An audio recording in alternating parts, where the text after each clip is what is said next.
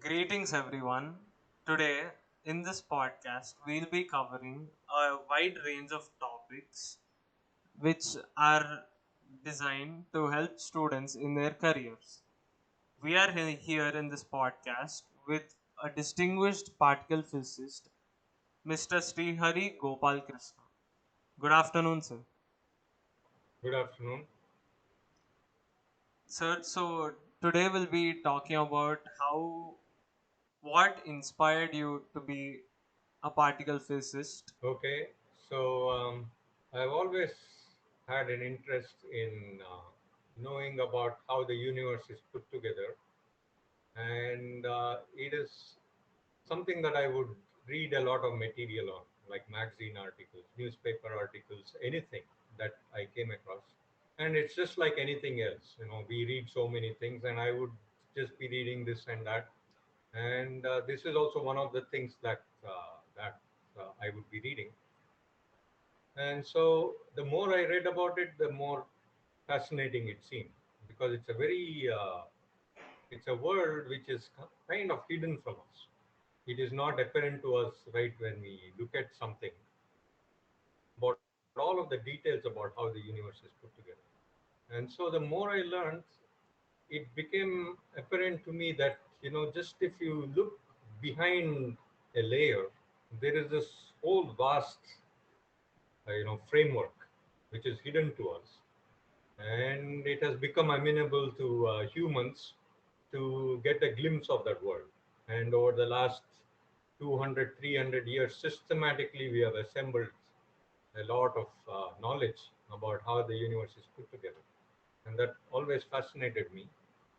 And so this was just an interest in the beginning, but later on I started doing it more rigorously, and more and more time devoted to it. I started taking courses in physics, and it was a gradual evolution, a slow evolution, but eventually I started doing it full time.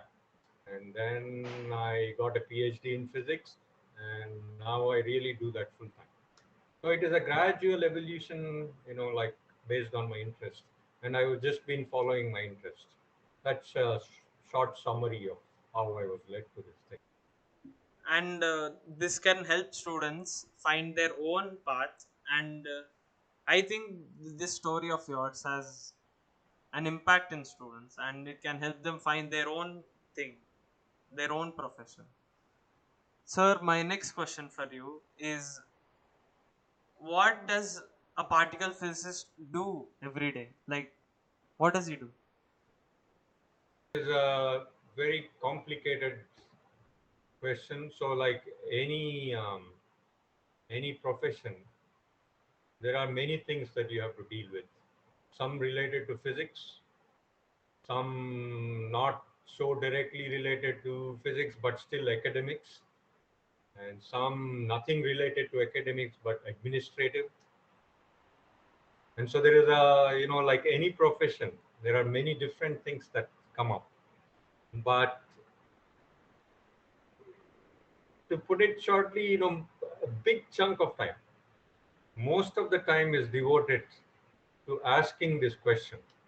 We know certain things about the world, and the question is, what else is there? Is We certainly know that we don't know everything. That's obvious to every one of us. And so there is many more things about nature that we wish to find out. And so this is an ongoing quest which never ends.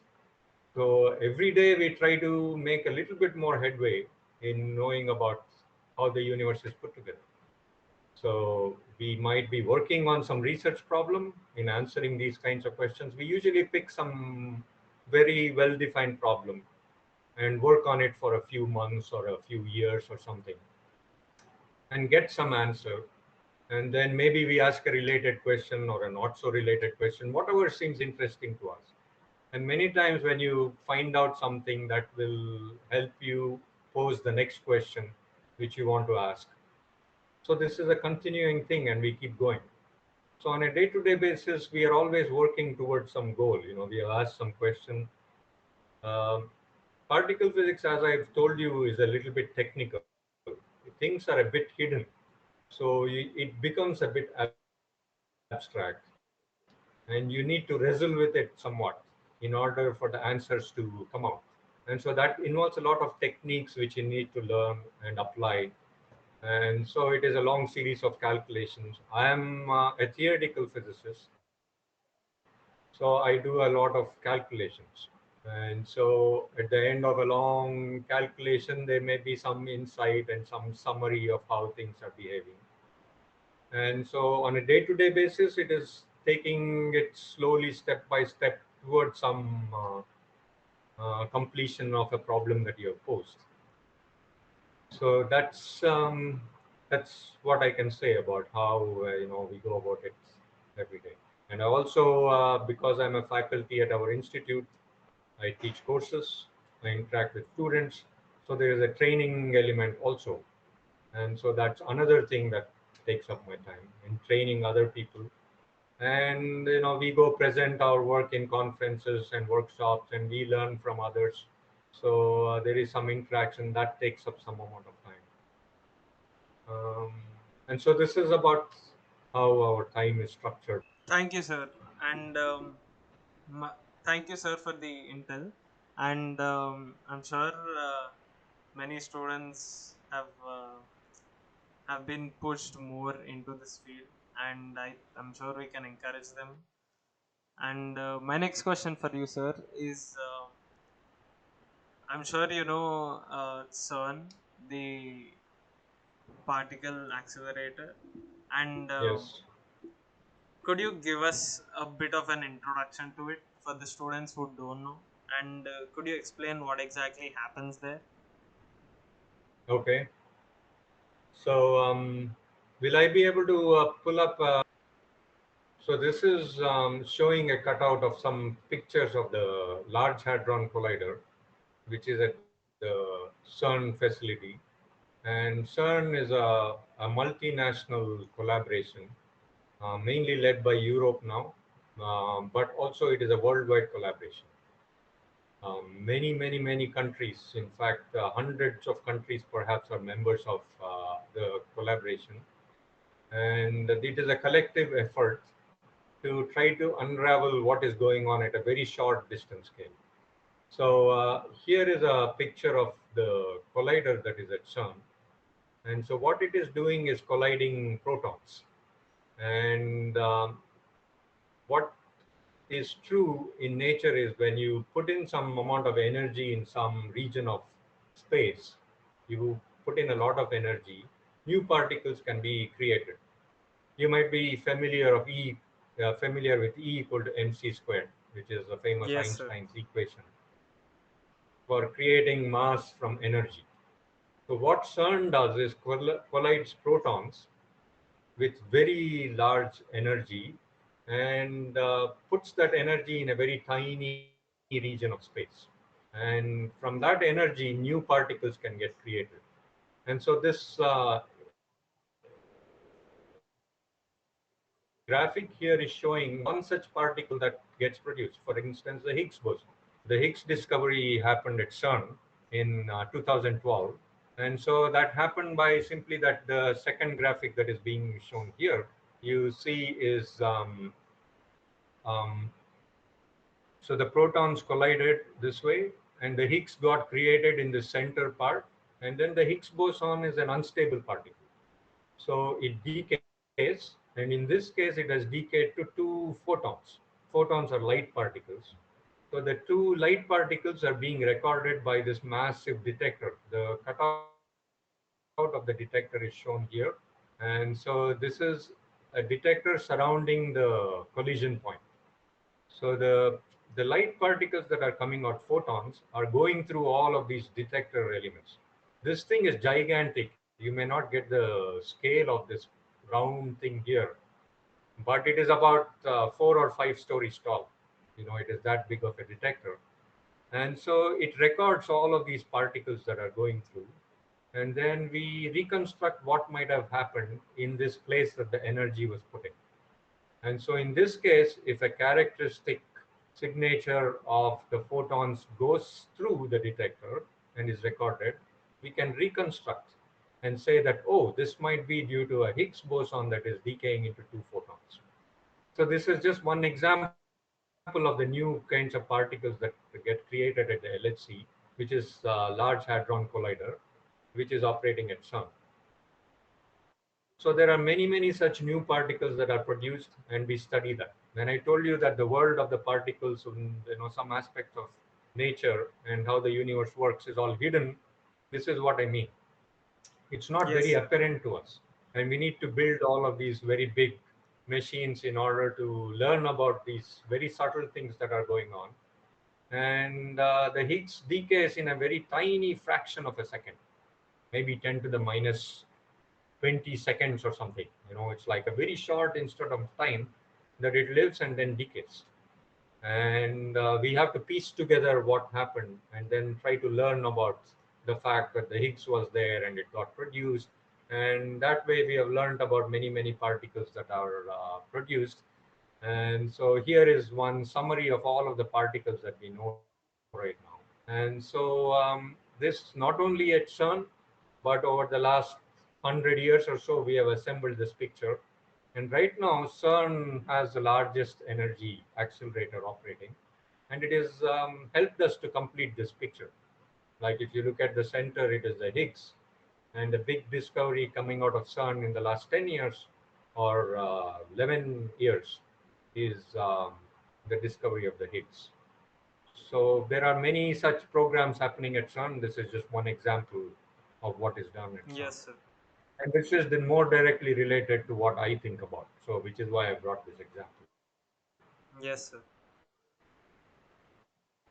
Thank you, sir.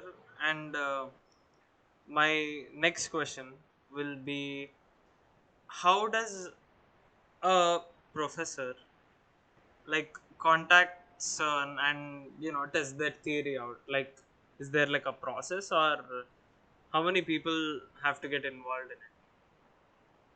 Yeah, very good question. So this is very specific to my field, which is particle physics, which is also called as high energy physics, and it varies depending on what kind of a scientist you are, what kind of a physicist.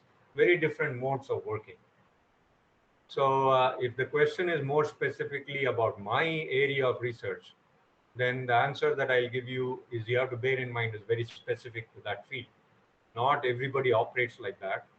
But in my field, the way it has worked is that it has become a very difficult thing. If you look at this setup here, this is a gigantic machine. In fact, this accelerator ring that you can see here goes on for 27 kilometers. It is a big circle. It is filled with magnets like this for 27 kilometers. You can see people standing here and the beam line going. And so this thing is a huge machine. And you can imagine how many thousands of people it takes to maintain this kind of a machine and operate it. So it is a very complicated enterprise, and a huge number of people come and collaborate in order to get this done. And so a professor or a scientist will be involved in building this machine, getting it to work, getting it to run properly, and then data taking. And once the data is taken, it is put onto computers, data storage. Huge number, like petabytes of data is stored and later analyzed in order to find something like the Higgs boson here. So all of this takes a lot of manpower. And a particular professor might be involved in one part about this whole enterprise. It's usually collaborative. And so that is what I'm talking about is on the experimental side. But I am more of a theoretical person. I don't per se work on the experiment directly, but what I'm involved in is in keeping track of what findings there are from the LHC, from the CERN program, from the Large Hadron Collider, and then taking clues from the data and asking what might we be seeing, how can we interpret this thing, what new things might we be able to find, and how might we be able to look for things that we don't know yet. So Yes, sir. these kinds of things. So I don't work directly with the CERN machine or directly with the data, but my colleagues who are known as experimental physicists are more involved directly in running the experiment, analyzing the data, and finding things that come out of the accelerator. But I am involved more indirectly. Whenever the Large Hadron Collider collaborations find something, they will usually publish, and we keep track of the publications. They will also give presentations, they will give seminars. So we keep track of all of that, and we'll get to know what might be the latest findings from CERN and so on. Yes, sir. And then we are involved somewhat indirectly through that kind of a process. Yes, sir. Thank you, sir. And my next question will be like, the institute you're working in, does everyone collaborate with each other? Like, how does collaboration work in an institute, like between professors? Yeah. So again, it is a very person dependent thing.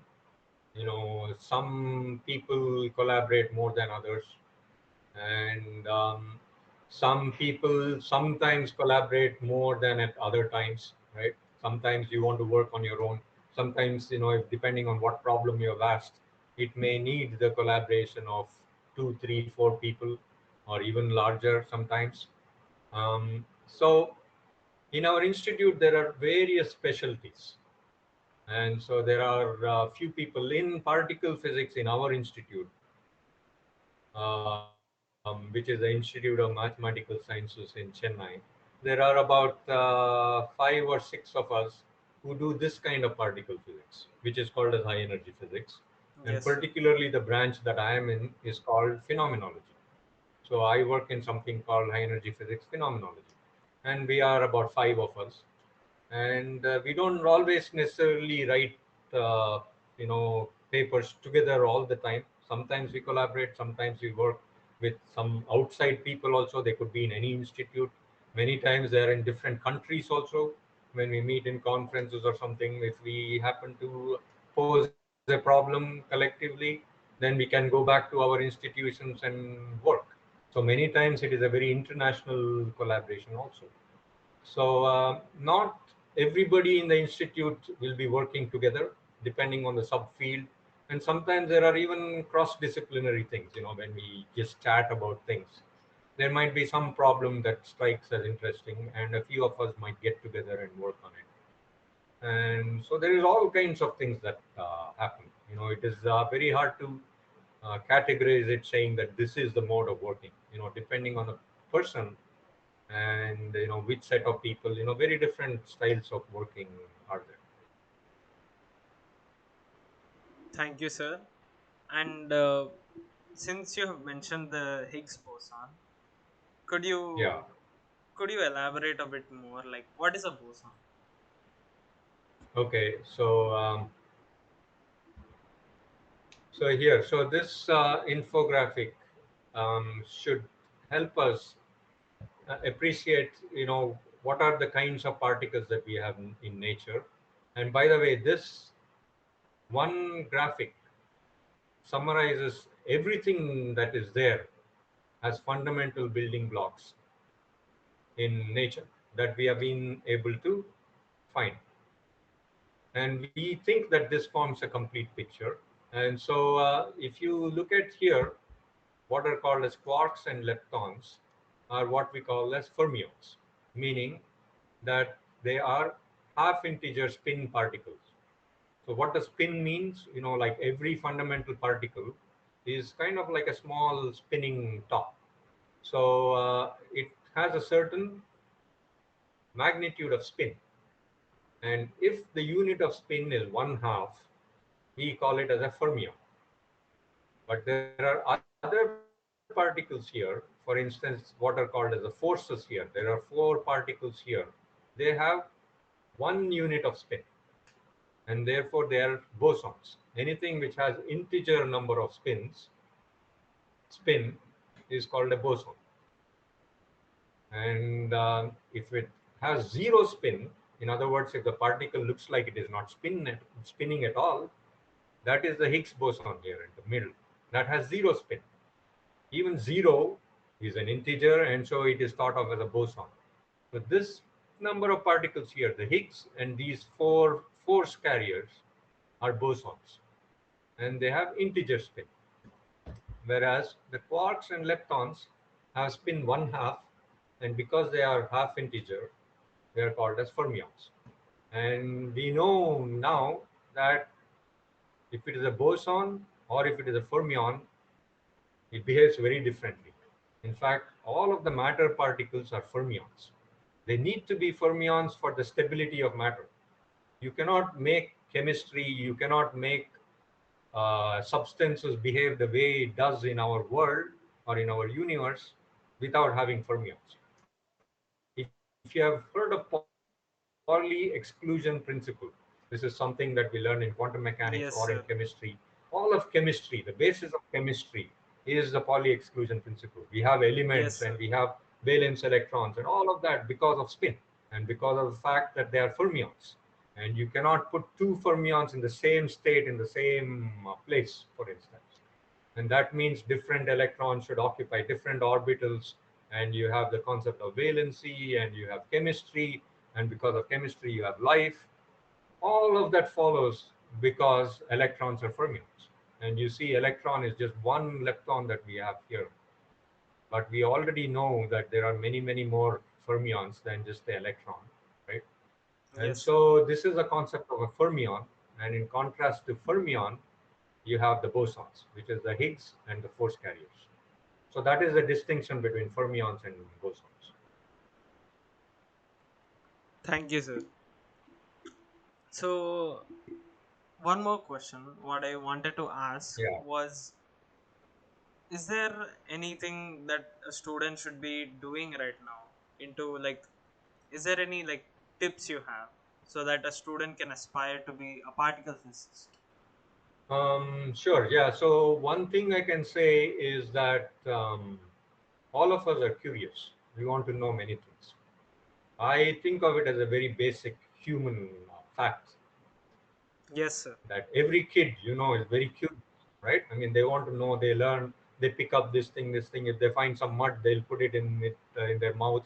They're very curious to know what it is, and they don't know, right? I mean, they don't know that one should not pick up mud and put it in their mouth. They're still learning, right? But they're curious.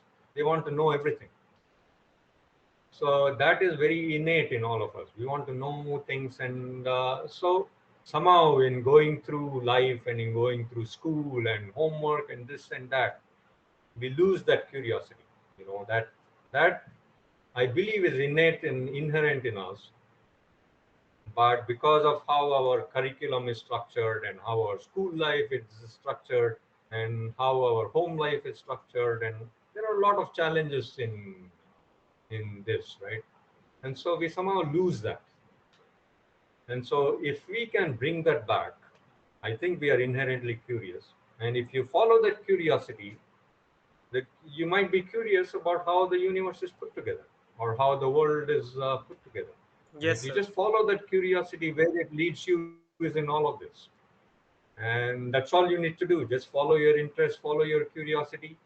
And if circumstances allow, and if you can go in that direction, then great. Sometimes present circumstances may not allow it. But if you have an active interest and you're reading widely about everything, it is all there.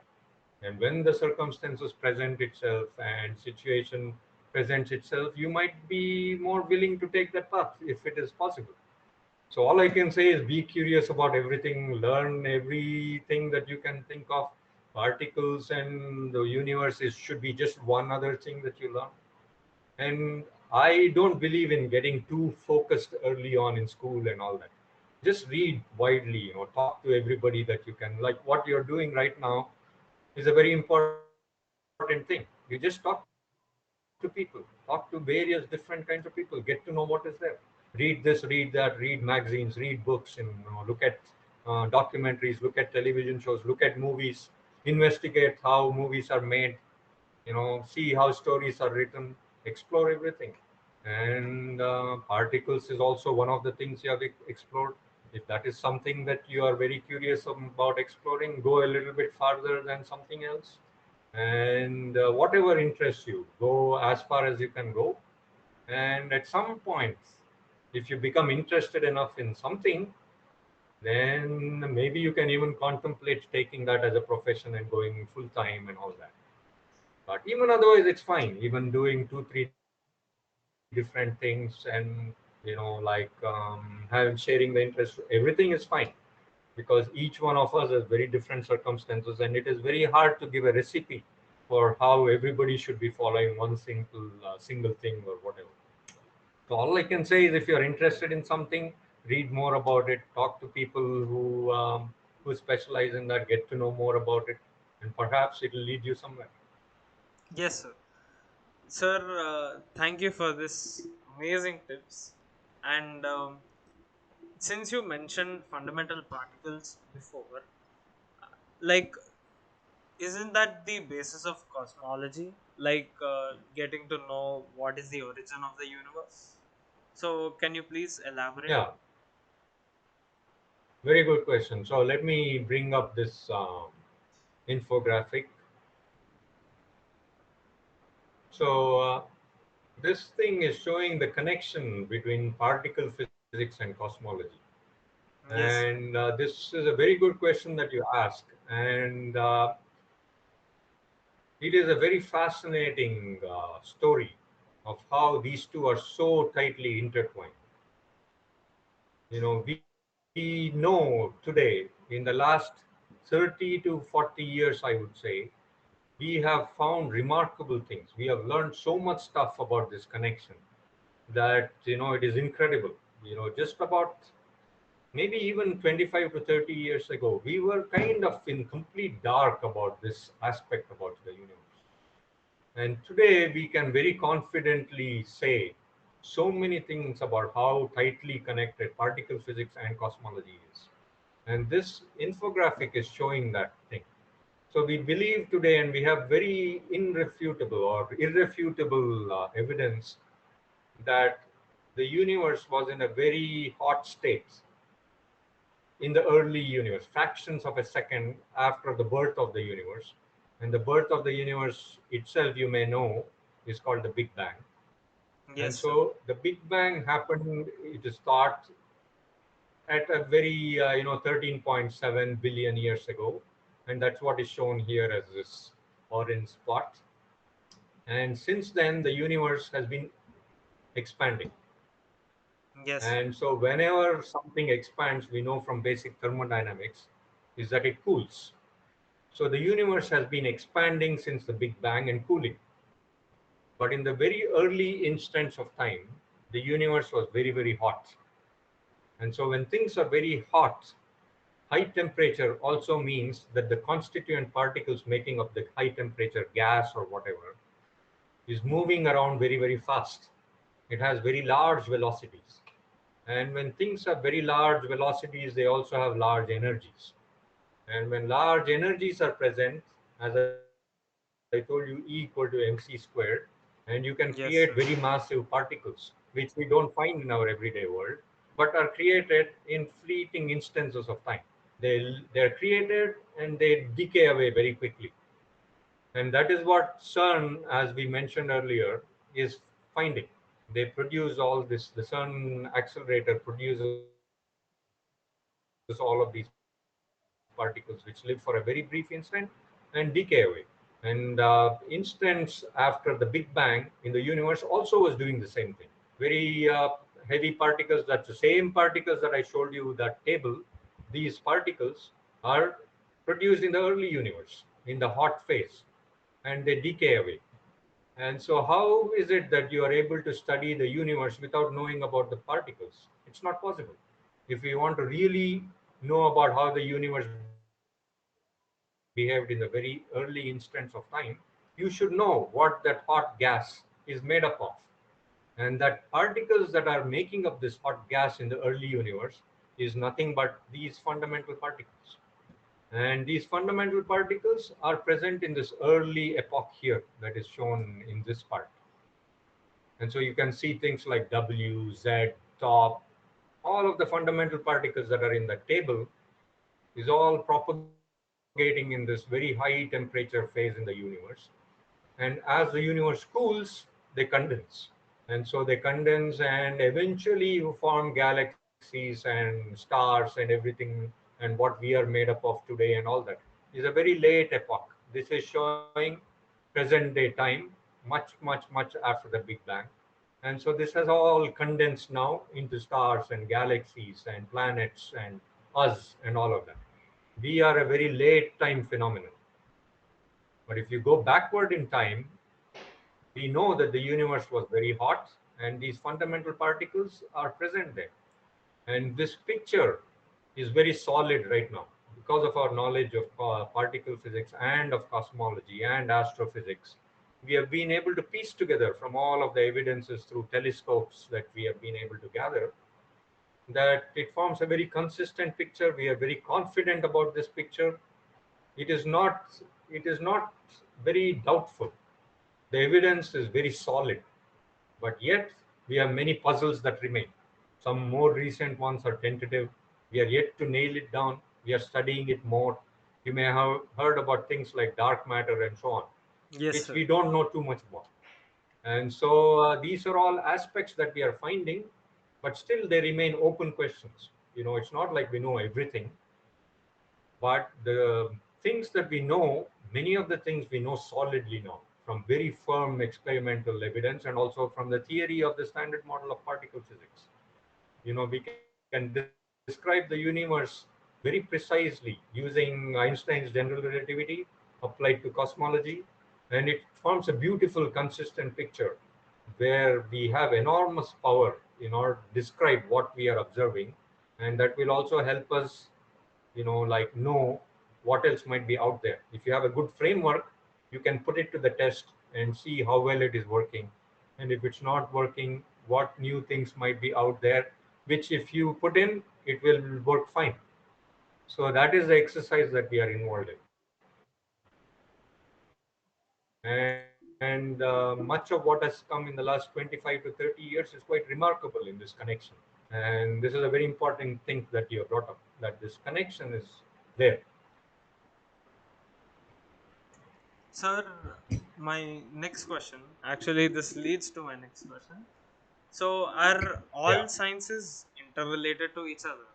Like, certain, other than certain aspects, are all sciences just one? That's a very deep question and very perceptive question. There are many levels with which I can answer that. And so, one broad answer is the methods of science are common. It is the same thing. We don't want to fool ourselves. We want to be led by evidence and not by our prejudices. So, you want the data to lead you wherever it takes you. You don't want to prejudge too many things about how things should be. So, in all of the sciences, a common theme is look at the evidence, look at the data, be guided by that. That's a common thread. So, in that broad way of speaking, all science follows the same method. It has the same intention. It has the same, methods that should be followed. But that's a very broad statement. If you look at what it takes in order to gather evidence in, let's say, biology versus how you would gather evidence in particle physics, the tools are very different. So, in that sense, they are not the same because what you need expertise on is very different. If you are a biologist, you would need very different tools than if you are a particle physicist, right? Although the philosophy behind it is the same, the methods and techniques are very different. And many things are hidden from us. You have to look very carefully. If you don't look carefully enough, you will be led astray. You will make all kinds of mistakes in conclusions. So we have learned over the centuries on how to guard against this thing, be very careful, make observations carefully before you reach conclusions.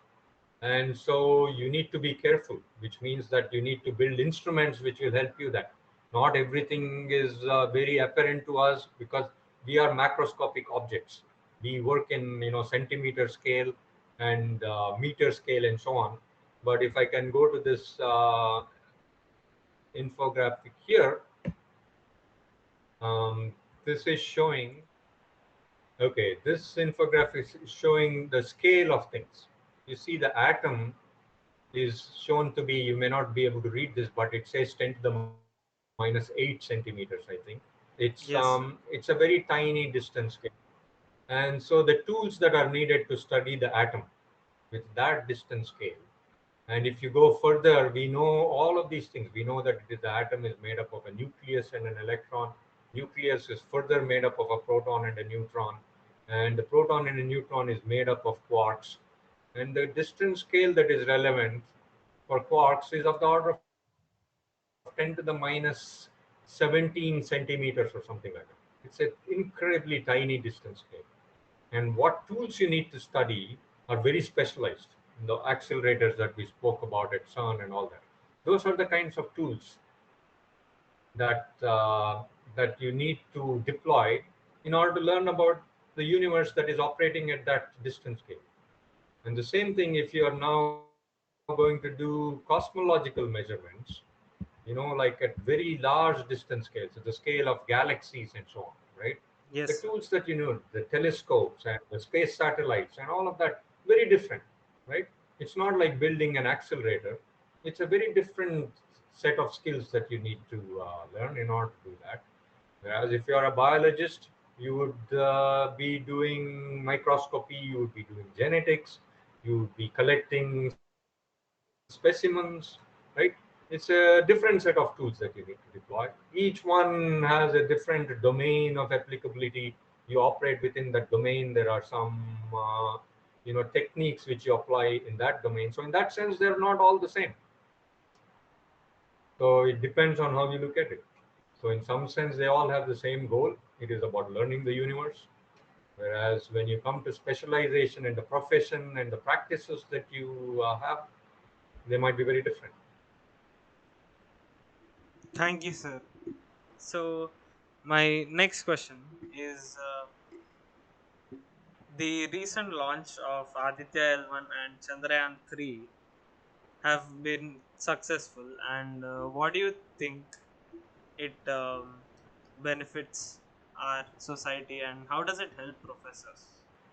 Um, how does it help professors is not something that I would look at, right? We are a very small community. It's like, okay, academics is fine, but we might have some academic benefits in doing these things.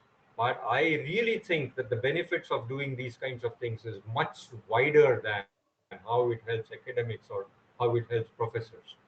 So it helps society in general, right? The fact that we have the ability to build those kinds of launch vehicles. We have the rockets which will be able to launch those satellites, and we have the techniques to be able to navigate and put the Aditya L1 at the Lagrange point L1, right, which is very, very far away. We precisely navigate a spacecraft in order to go in that specific point in space. All of these techniques that mankind or a nation or a community or society accumulates is all benefits in the long term. These are very, very essential for our well-being today. We are a very highly technical society now. You can just look around you how many gadgets and how technology is all around you.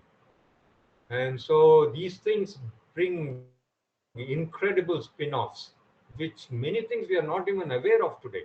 You do these things today without knowing 10 years from now, 15 years from now, 20 years from now, 50 years from now, they will bring you returns which you cannot even foresee today.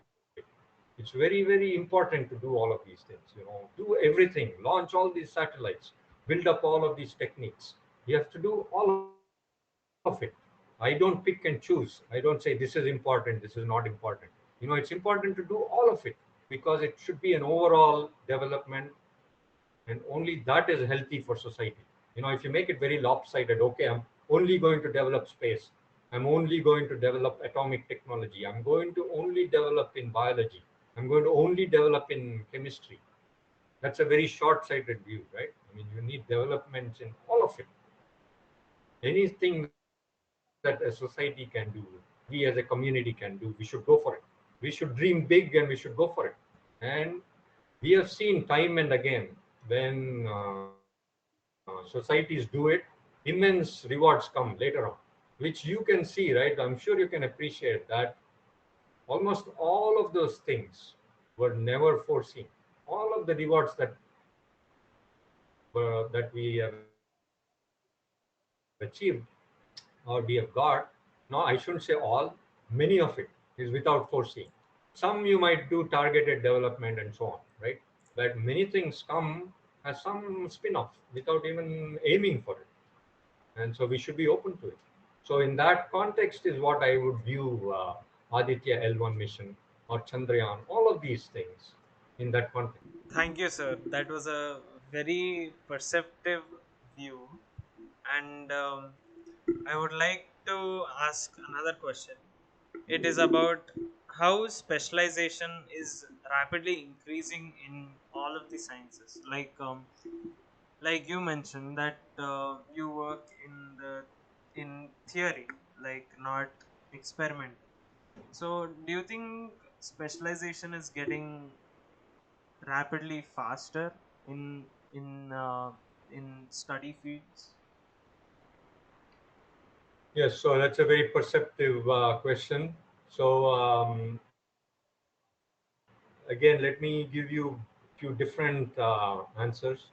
So okay, firstly, what you say, what you recognize is a fact. Things have got very specialized, they've got very technical, because you can appreciate that as we move to more and more hidden domains, at least if I restrict myself to some aspects of science as we are talking about, they've got very non-trivial to dig out. And so how is it that you can dig out all of the things, inner workings at the scale of 10 to the minus 18 centimeters without deploying very specialized techniques? They don't come easily, right? So you need to do a whole series of things before phenomena at that scale becomes apparent to you. Otherwise, they will simply not show up, right? So you need to train yourself and you need to be able to build all of those equipment. It's a very long learning process for society as a whole and for individuals also, right? Each one of us should train ourselves in order to be able to do that. And collectively as a society, we should be able to achieve it. So that incredible amount of training takes a long time and you need specialization. It will not come easily. You cannot just go do some course for like 1 year, 2 years, 3 years, 5 years. It's still not sufficient. You need perhaps a training of the order of decades before you become proficient enough in these things in order to operate in that. You can see it across the board. Let's say you take some computer technology today, right? Making chips. They've got so fine scale, so incredibly tiny, the feature size of transistors and all that. If you have to design a current microprocessor today or a chip, semiconductor chip, imagine the amount of specialization that you need in order to be able to do it. It's incredible, right? So as our technology advances, it is inevitable, I think, that we will get to a more and more specialized sphere of operating, and it becomes very hard for humans to grapple with that because our training takes time, and it have gone to order of decades now. And so this is a fact that you have recognized, and I do think that it has become very specialized. And on the flip side, let me also tell you that this is not something that I like. It's like we know earlier you asked about interconnectedness of science or whatever. We can Yes, sir. see many instances where it is all interconnected, but as humans we are not able to assemble in a single brain all of this very different specialized knowledge that has come up in many different fields. We have to struggle with it. If I am proficient in one subfield, I may know very little about something in a different field which may still be related to it, but because it has got so specialized, I would struggle in order to know even a little bit about those advances and all that. So it's a constant struggle in order to get some inkling of what that knowledge might be, because it needs some amount of awareness and training, which again goes back to that earlier point. So if you have always been reading widely and like all kinds of different things, without knowing you might have assembled many different things which will help you later on. When you see the interconnectedness of things, you might be able to take a technique from here and apply it in some very different field, which many people would not have seen. Many advances in science come that way. Take a domain of expertise in one, but apply it somewhere else. And if you are a very widely aware individual, that can be done.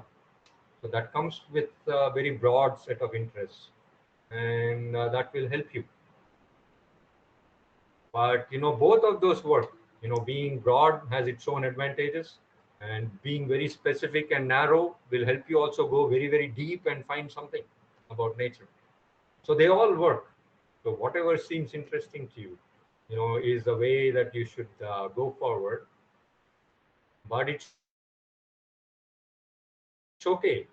We do something, and anything we do, we should not look for very specific things. That's, I don't know if that answered your question, but that's one thing I can say. Thank you, sir. Actually, your technology point leads to my next question.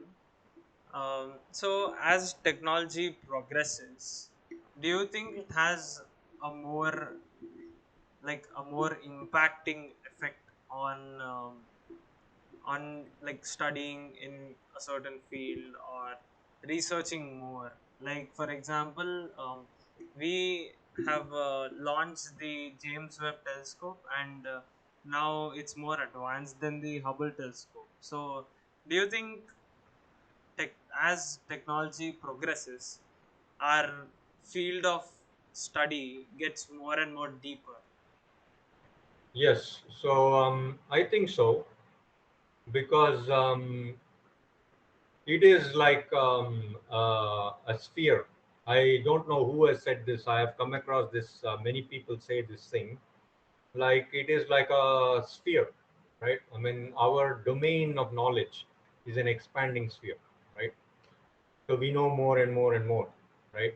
Compared to early cave people, right? We know much more as a society today. And so it is a constantly expanding domain of knowledge. And so one needs to be aware of it in order to operate, right? And so we do operate with an expanding sphere of, like knowledge. And, there is much more things that we can know today compared to, let's say, 10 years ago or 20 years ago, because this sphere is increased. And so therefore there are many more things to know, and it has gone deeper because always the low hanging fruits are the ones to be picked first. Cave people figured out a few things as they could see around themselves, right? And those things were done. The next non-trivial thing was done by people who came later, right? And so it was slightly more non-trivial for them to know those facts. And people who came even later had to work slightly harder in order to know things, right? So it is always, getting more and more hidden from us. And in order to dig those things out, it is a little bit more difficult as we progress. And so I suppose that you are referring to that one, that as we go along, things become a little bit more non-trivial, little bit more complicated, and that much harder. But also it is true that as we go farther, some of the things that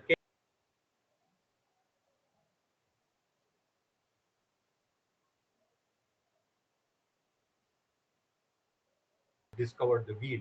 In order to manufacture a wheel, they had to struggle a lot, right? Yes. Today we have the tools to do the wheel, like in triviality, right? I mean, it's not that hard to manufacture a wheel today. In fact, our Yes, factories sir. spit out wheels at the rate of millions, an hour or millions a day or something, right? So those early things have become very easy now. We don't have to struggle so much about that. Is also a fact, right? So what came very very difficultly to our ancestors now comes very easily to us, and so that is also there, which is making things easier. But it is also an expanding domain of knowledge. So in order to deal with it is also more challenging. So there are some simplifications, some challenges, but on the balance of it, I think I tend to agree that things have become more non-trivial and more challenging. But we have to recognize that some things are much easier today compared to earlier. Yes, sir. Sir, my final question for you is that do you have any advice for students like me going through school and aspiring to be aspiring to have a career in a research-based profession? Like, is there any advice you would like to give? The most basic advice I would give is something that I already said: maintain a healthy interest, right? If there is interest, everything else will come automatically. You will Yes, figure sir. out what kinds of things to One do. more question, sir. You will, Is yeah, confidence important or willing to learn important? I would put willing to learn as the more basic thing. I don't know what is confidence. I mean, if you want to learn, whether you are confident or not, you may perhaps be motivated to seek out that thing, right? Yes, sir. It's like, yeah, that is more in, but confidence might be a byproduct which comes about or not. I don't know, right? Even if it is not there, it is fine. I mean, if you are seeking information, you're learning, but you're not confident, that should be fine too, right? I mean, that should not be the end of it, right? Usually I suspect what happens is when you have learned something well enough, you become more confident because you know that thing well, right? So Sir, you're automatically confident. I'm So sorry, sir. you Actually, I cannot would put like to the, reframe my question. yeah, yeah, Is please. curiosity important or willing to learn important? um I cannot separate those two somehow.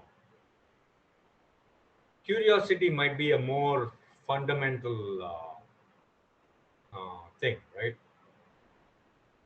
If there is curiosity, then automatically, if the circumstances present, of course, right? Many times we are curious, but we are not able to pursue something because of the society we live in, the structure we live in. Yes, sir. It's like circumstances, right? We may not be able to pursue that. So I would say that curiosity is more of a necessary condition or something, which will then help you, then go, right? And if the circumstances allow, then perhaps, you can maybe go for it. Yes, sir. And then So, willingness to learn is also important. If you're curious, you're willing to learn, and if circumstances present itself, you will learn, right? So yeah, I would tend to say that, like as you perhaps are hinting, that curiosity is important. yes, sir. So, can we move back to the advice, sir? Okay. So what is the advice which I have still not given you, that is still lacking? I Can you make a question which is sharper or something, so that I don't know what advice? Oh, you meant like in order to go to the research profession or something? Yeah, I would say curiosity is important, right? As you hinted. Yes, sir. And second thing is give yourself time, because as we have said, things have become quite non-trivial, and you should be willing to live in a state where you know that we are ignorant, or you know that you are ignorant yourself, right? That should be fine with you. It is like it is part of the research existence, because you're trying to find something out. You don't know that, and that should be fine. Many things we are ignorant about, many things, and it should be fine. And we go assemble that knowledge which is required in order to solve a problem or something. This being able to deal with a lot of unknowns, where there are no methods already prescribed in order to find something. You do this and you do this and you do this and you will reach the answer. That's not true in research, right? Because many times you are dealing with unknowns. Nobody knows what path you should take in order to find the answer to the research problem that you have posed. First, first is that. Second is, what are the kinds of problems that you must pose? That also is an art in itself, right? It is not easy to know what are the kinds of questions that you should pose, which are answerable, will lead you in the right path to going somewhere else, right? Yes. And asking the right questions is also some skill that one should learn. And so these are all aspects of having a research career, that you learn these things, that like what are the techniques. Of course, as I pointed out, they're all very specialized, so you should train yourself in the technique. And so all of these things are education kinds of things that one must assemble, and these things take time. So in the end, you should give yourself time. There are no quick fixes or quick paths to all of these things. It takes a long time. You should be patient. You should stay curious for long, from school till whenever, right? Lifelong. It's just that you keep going, and if the circumstances allow, keep going. And every single day you wake up, you learn something new. You assemble that one new technique. You train yourself in that one small thing. It is all small steps always, right? There are no giant leaps in this business. I mean, each thing is a very painstakingly done small thing which you learn day by day by day. So I would say, as advice, give yourself time, have some kind of a vision for where you might want to go. Try to go in that path. As you go, you will learn more about it, and you can fine tune the path. You will know that, okay, this is not working out so well. Change it a bit, see if that works. Minor course corrections kind of thing every time. And done over long periods of time, you might end up somewhere. So that's what I can say. I don't know if that answered what you were asking. But Sir, it answered and gave me a lot of advice and all of the audience watching. okay, So, finally, I would like to thank you for joining me in this podcast and giving some extremely insightful information to all of the students who are watching this podcast.